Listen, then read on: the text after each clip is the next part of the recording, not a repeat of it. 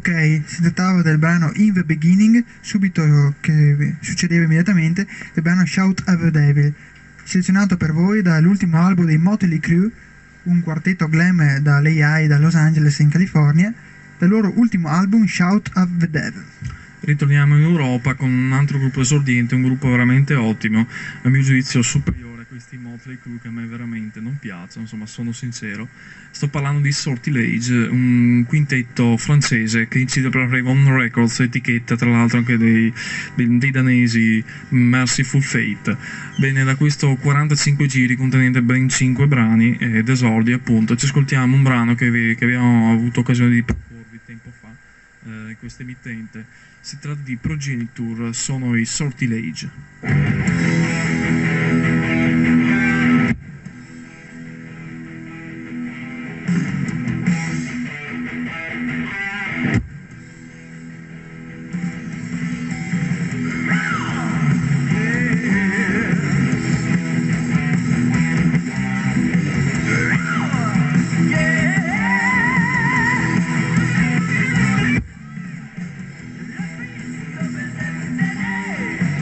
Sa mère,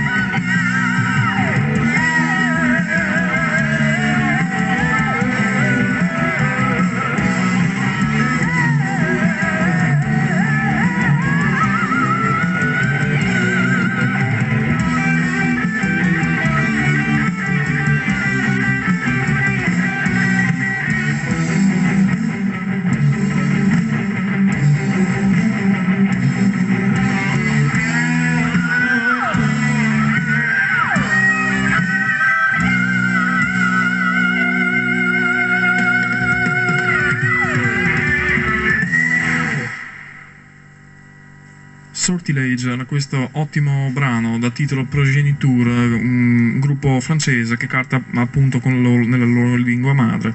Era un 45 giri uscito per la Raven Records circa più o meno diciamo un mese fa, veramente un ottimo esordio a 45 giri per questo gruppo. Bene, andiamo ora con un gruppo olandese che risponde al nome di Martyr. In nostro possesso abbiamo una demo tape con 4 brani registrati in un studio a 8 piste che si intitola Metal Torture. Bene, da questi Martyr, a mio giudizio veramente ottimi, degni di stare a pari diciamo con i danesi Merciful Fate, infatti propongono un dark sound veramente ottimato